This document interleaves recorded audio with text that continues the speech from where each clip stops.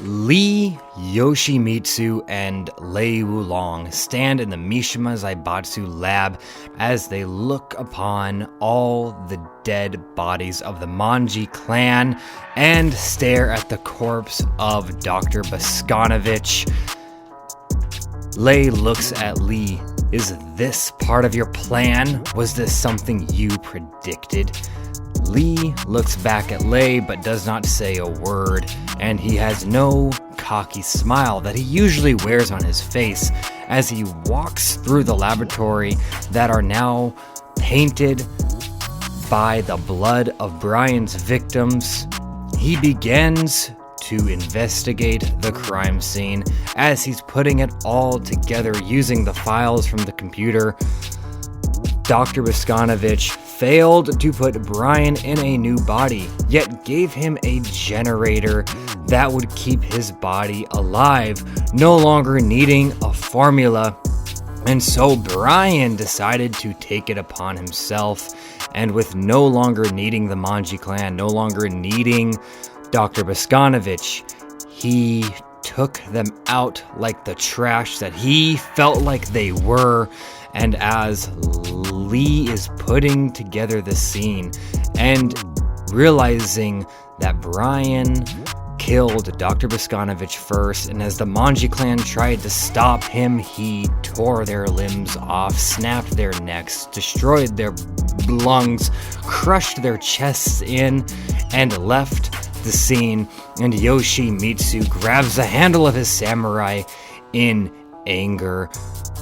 And now all he wants is revenge and wants to hunt down Bryan Fury as Lei Wulong grabs the handle of his gun with the exact same emotions, wanting to stop this monster. Lee finally stands up from investigating the crime scene and looks at Lei and Yoshimitsu. This is out of my control, and until I get back control over the situation, I'm handing this over to you. And Lei looks at Lee. So, as soon as the problem becomes big enough, you no longer want any part of it, huh? And now it's up to the real heroes to solve your mess. Lee nods. That is what I'm saying. If that is what and how you want to take it, then yes. So, I will contact you when I need to. Lee leaves the crime scene. Lei and Yoshimitsu then stare at each other, knowing that they have to handle this together.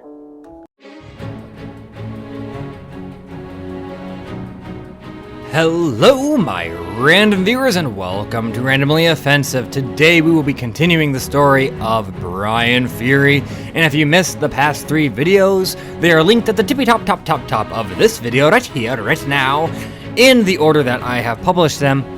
That way you don't have to watch the first one if you've already watched it.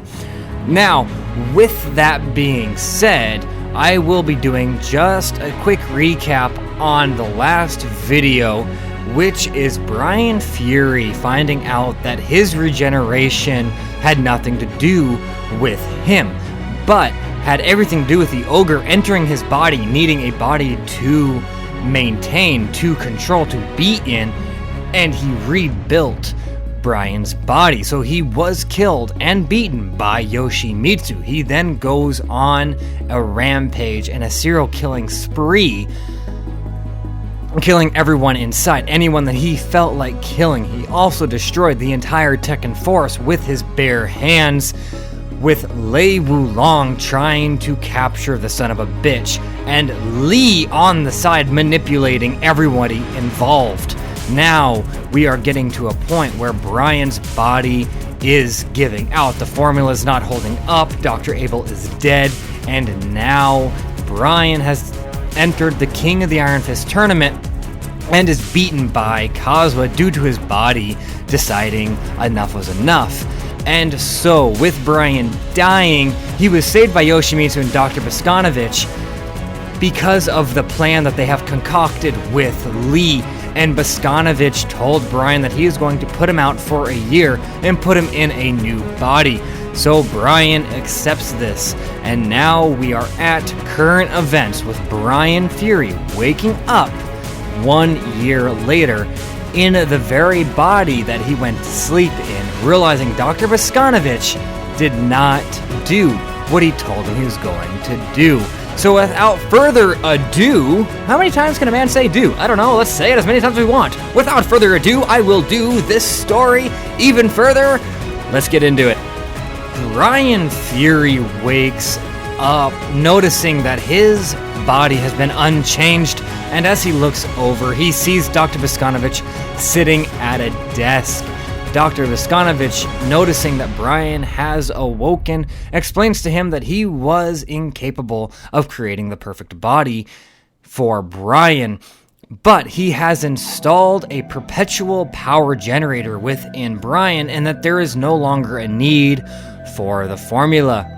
Unbeknownst to Dr. Voskanovich, he had just fucked up the plan that he made with Lee, which we will get into more as the story progresses. However, for now, Bryan Fury is excited and ecstatic at the fact that he has a power generator, a perpetual power generator in his body, and without the need of a formula, he no longer needs a handler. He no longer needs someone in control of him. He is now free to do whatever the hell he pleases. And so he gets up, and as he's attempting to leave the laboratory, Voskanovich tells him not to leave and tries to stop Bryan, so Bryan quickly turns around and snaps the neck of Dr. Voskanovich, dropping him as a dead corpse.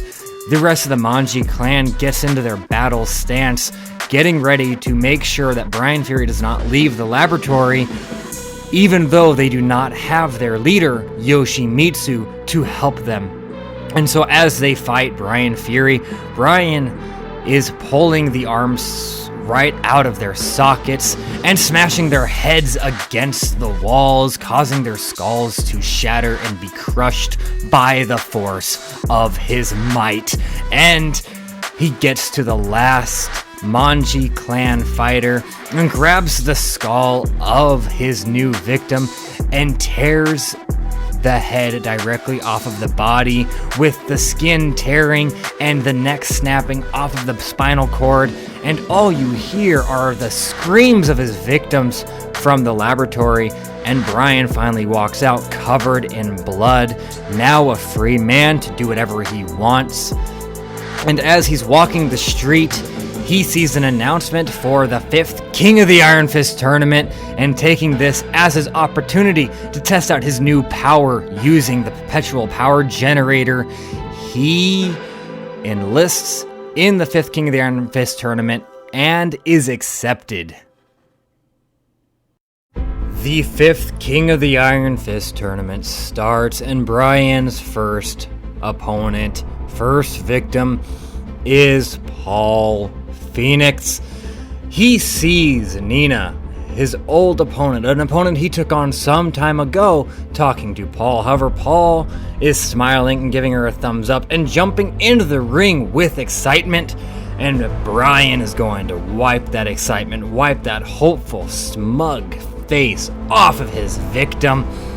And Bryan begins the match with the first strike. He throws a massive punch, and he can feel the perpetual power generator giving him more power than he's ever had, and he thrusts a mighty punch that shakes the ring that Paul and Bryan stand in, but Paul blocks it, and he blocks it with tremendous might and doesn't even budge. He then kicks the kneecap of Bryan and then delivers a down-forced punch to the jawline of Bryan, and then continues it with an uppercutting strike into the ribs of Bryan, knocking Bryan to the right. He then delivers a roundhouse to the gut of Bryan, knocking Bryan down.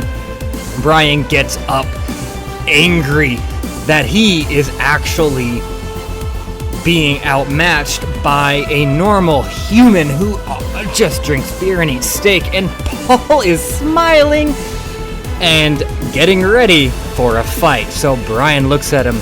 "You really want to fight me?" he says. Paul looks at him. Oh yeah, bring it on, bring it on. And so these two engage, throwing strikes that they are blocking and dodging. And Bryan then manages to dodge a strike thrown by Paul, and Paul delivers a punch with his left arm. Bryan moves his head to the right, dodging it, and he then grabs the arm of Paul, putting it in an arm lock and getting ready to snap the arm of Paul Phoenix. However, Paul Phoenix manages to swing around so that he is standing square in front of Bryan once again and delivers an uppercut directly under the arm that's being held by Bryan, connecting to the jawline, tossing Bryan back. Paul Phoenix then charges forward and delivers a massive chamber kick to Bryan, sending Bryan into the corner of the ring. Paul then corners Bryan and starts throwing massive combinations to Bryan, and Bryan is having to rope-a-dope and block these strikes in the ring as the ring is shaking with every punch, and Bryan is getting furious. This man should not be able to withstand Bryan. This man should not be getting the upper hand, and so Bryan looks at Paul and says, "You're gonna die." And Paul then stops striking and looks at him. "This is a tournament, my man. This is not a death battle. It's a fight." And Bryan looks at him. "You have no idea what this is," he says. "You have no idea what I'm capable of." And delivers a spearing knee to the gut of Paul, and then continues an onslaught with repetitive hook punches with his left arm and right arm, consistently connecting to the face of Paul. And as Bryan is fighting Paul and pushing Paul back away from the corner of the ring, he is continuously throwing right hook after right hook after right hook after right hook to Paul. Paul is beginning to spit out blood and then catches one of the fists that Bryan throws towards the face of Paul. Paul then gets in a low stance and elbows Bryan in the gut. Without letting go of the arm, Paul then twists around, bending Bryan's arm down. He comes down with a massive elbow, snapping Bryan's arm. He then does a straight up kick to Bryan's chest with Bryan bent over, knocking Bryan down. Bryan quickly gets back up, however, and snaps his dislocated elbow back in place and stares down at Paul. "You cannot beat me! This is not how this is supposed to go. This is supposed to be my first match, an easy match, a match where I install fear upon every fighter." And Paul looks at Bryan. "If that was your plan, you're going up against the wrong man," he says, and charges again to Bryan, with the world watching this serial killer taking on just a normal human being, instilling hope in all people. The only thing Bryan is receiving from the audience are boos and slander, and the only thing Paul Phoenix is receiving from the audience are chants and support for him to win and to continue bringing hope to the world, because Paul Phoenix is taking on a notorious serial killer who has installed fear upon the planet, and all the people who used to think that if you saw Bryan in an alley, there is no hope, now has hope that Bryan is nothing more than just a man. And Bryan knows that this is what's happening. Bryan knows that Paul Phoenix is bringing hope to those that deserve to fear him, and he knows that he is now being brought down to the same level as the rest of the roster and will not be seen as the unstoppable monster. And this infuriates Bryan. Lee and Yoshimitsu watch this event, watches this fight with pride and proud of their hero, Paul Phoenix. And Lee is sipping on a glass of wine as he looks onto the television watching this fight. And he finally says to himself, The situation can now be handled. I can now take back control of Bryan Fury. And he sets the glass down with a relaxing breath. Thank you, Paul. Thank you for everything you do, you big buffoon, he says. And Paul and Bryan continue the battle, and at this point, Bryan is puking up blood. Paul's fists are bloodied, and the flesh on his knuckles are now nothing but pure bone, as he is giving this beast an unstoppable onslaught and an unstoppable beating that feels like eternity, because he knows Bryan will refuse to lose, but he also knows that if Bryan gets the upper hand, he will kill Paul to make a spectacle of him in front of the whole world, and Paul cannot allow this. And so he takes a quick glance at Exalu, who is sitting in the audience, and gives her a wink, telling her that it is gonna be okay and that he is going to win this fight. And Paul and Bryan continue this fight that feels like eternity.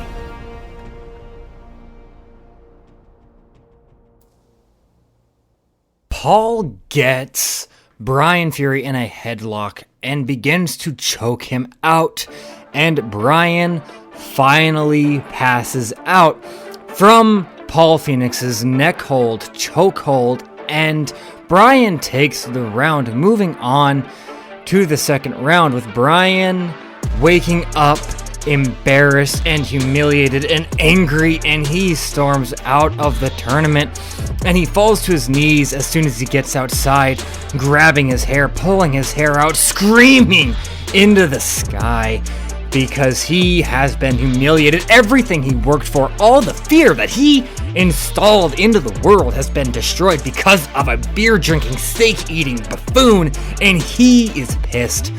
And so he punches the ground so hard he creates a small crater beneath his fist, and as he gets back up, he says to himself, "I will have your head on a fucking platter," he says, as he's thinking about the humiliation he's just been through with Paul Phoenix. And as Bryan walks away, Lee is watching the victory of Paul Phoenix and decides to call Lei Wulong.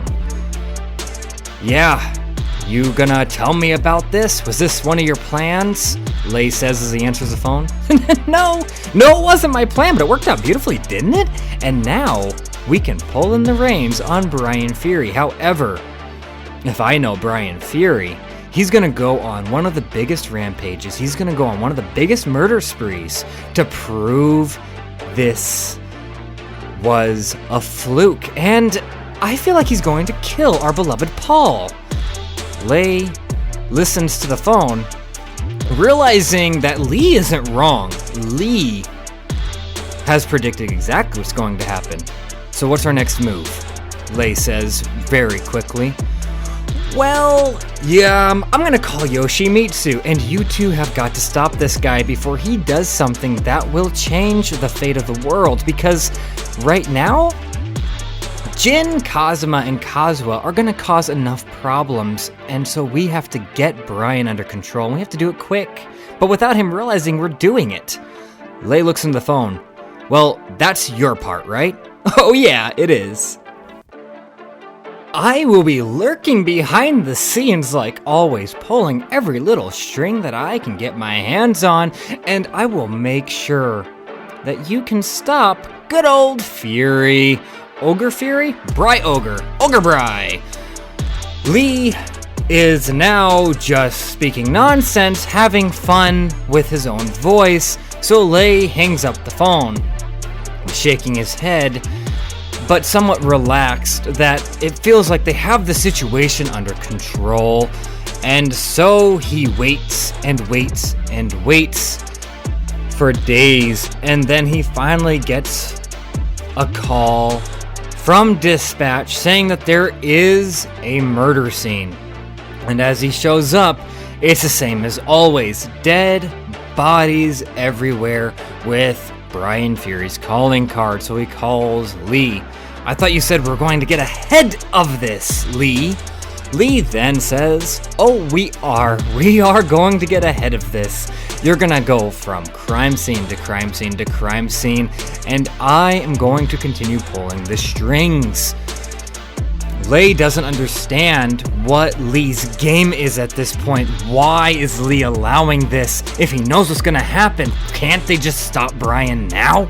And before Lei has a chance to even say his concerns, Lee cuts him off. I know. You want me to stop it before it happens, but I am not a god. I can't tell the future. I can just predict the possibilities. Bryan has to think that we are not ahead of the game. However, Yoshimitsu has been watching this man for days, and his next stop is going to be at a plant with many construction workers so he can prove his masculinity. So, with that being said, that is where I want you to go. You are now able to stop a crime before it happens. You're welcome, Mr. Copper. As he hangs up the phone, Lei is now ready to stop this man. And so Yoshimitsu shows up, and Lei and Yoshimitsu together go to the eventual crime scene. Lei Wulong and Yoshimitsu show up to the construction site and empty it out completely, but yet makes it look like there are still construction workers within the building. Bryan Fury has shown up, just like Lee predicted, and now we are going to jump back just 2 days in the past, where Lee's phone begins to ring, and Lee answers it. "Hello, this is Lee." And Bryan answers, "Yes, I have decided to contact you when I needed to for a change," he says. And the voice echoes not just through Lee's phone, but directly behind Lee as he sits on the couch. And so Lee hangs up the phone and quickly gets up, turning around, seeing Bryan standing behind him. Well, what's the meaning behind this, Mr. Fury? Afraid for his life, afraid that Bryan has come to kill him, yet having to keep his composure and try to come off as if he's unafraid. Bryan stares at Lee. "You are going to give Paul Phoenix information. You are going to tell Paul that I am at a construction site, killing innocent men.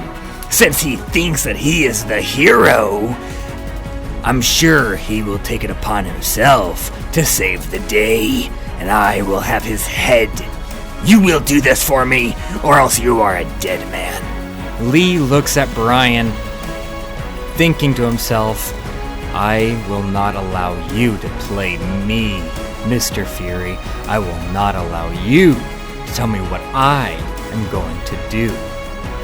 Lee is now blinded, no longer being the strategist that he is known to be, no longer perfectly playing the chess game. He is now angry, and so he decides to set up a trap with Yoshimitsu and Lei Wulong to kill Bryan. And as Bryan walks into the construction house, he sees Lei and Yoshimitsu, knowing that Lee has betrayed him.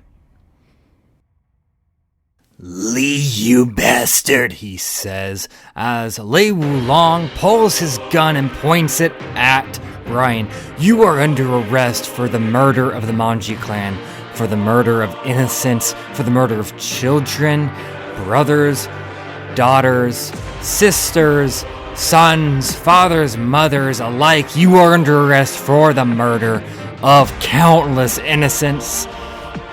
And Yoshimitsu pulls his blade and screams, "Revenge!" as he charges Bryan, with Lei Wulong firing the gun. However, Bryan Fury is just not reacting to the bullets as he engages with Yoshimitsu in seemingly a one-on-one fight, ignoring Lei Wulong's bullets. Lei instantly realizes that his bullets aren't going to do anything, but being the man he is, he throws the gun aside and goes in to fight Bryan single-handedly.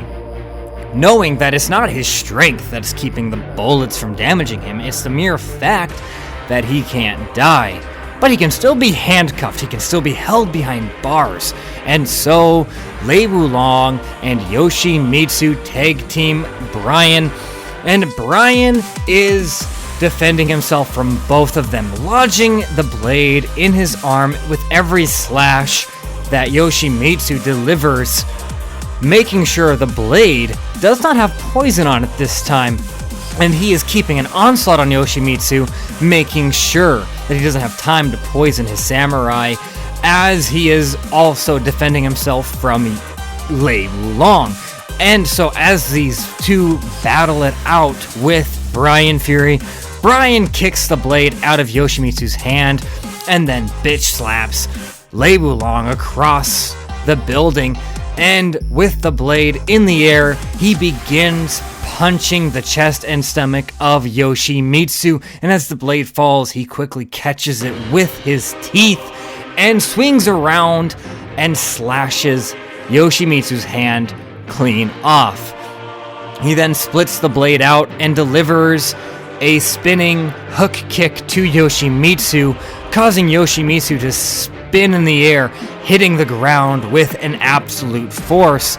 At this point, Lei Wulong has gone behind Bryan Fury and puts him in a full Nelson, and Bryan Fury is trying to get out.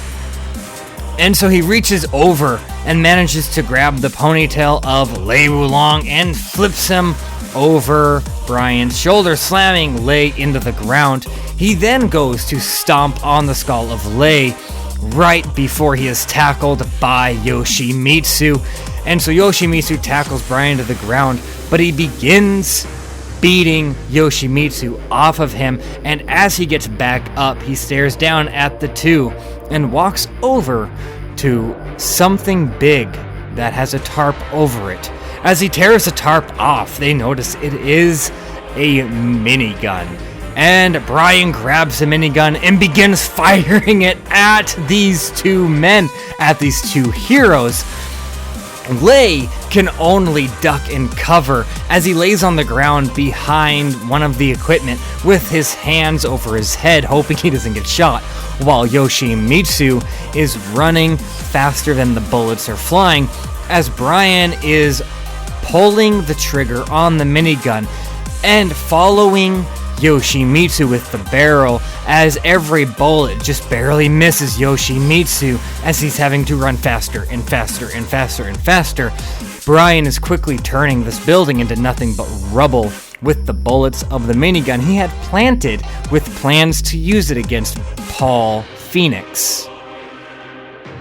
Yoshimitsu gets close enough to where he is able to dive in the air, and he's coming down with his blade, holding it with the only hand he now has, directly towards Bryan Fury. So Bryan throws the minigun up towards Yoshimitsu, and Yoshimitsu slashes the minigun in half, with it exploding behind him, and Bryan dodges the blade. Yoshimitsu then recoils and slashes the blade directly towards Bryan, aiming for his neck.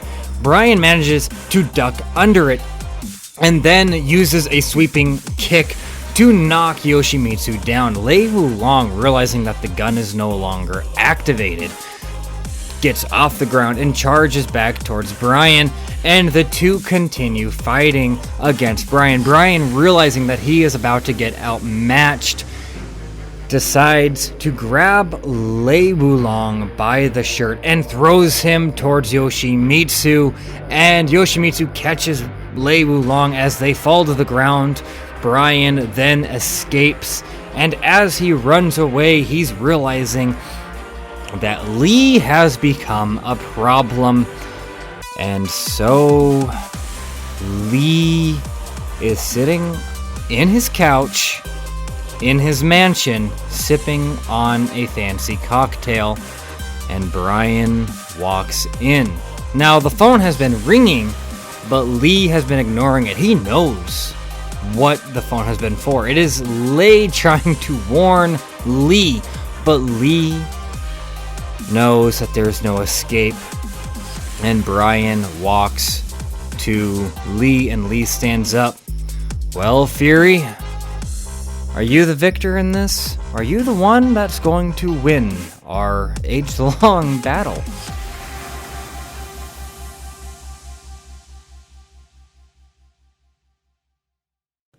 I told you, if you've ever betrayed me, I will kill you, he says. Lee responds, yes, you did say that. I recall this conversation quite well.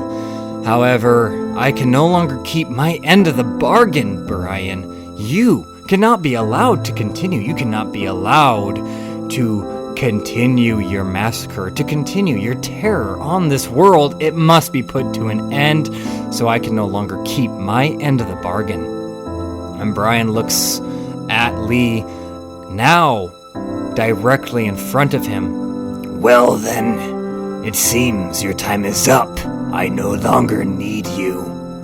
Lee nods at this, takes one final drink of his cocktail, and sets it down.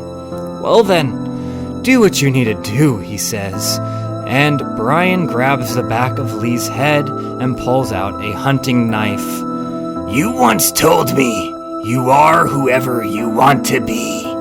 So, who do you want to be? He says.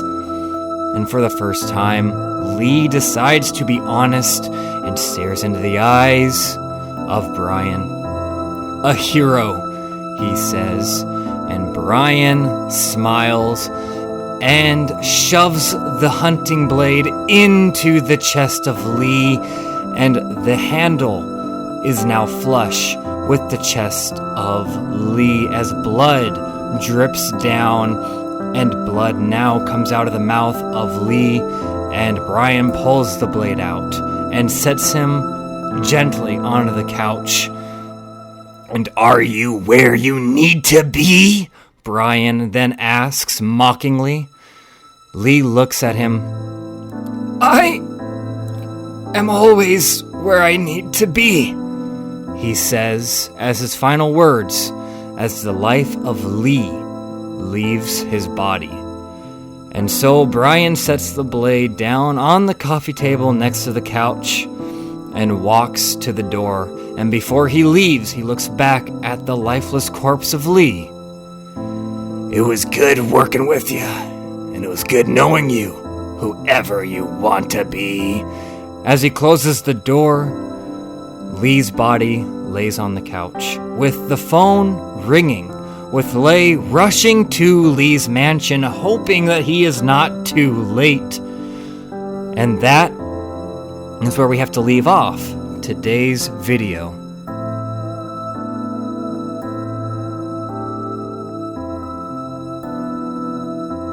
We will be continuing the story of Bryan in the next video. I am not sure if it is going to be the conclusion or if we're going to have a few more stories left of this villain. However, if you have made it this far, thank you so much for listening. If you have enjoyed, please do hit the like and subscribe button.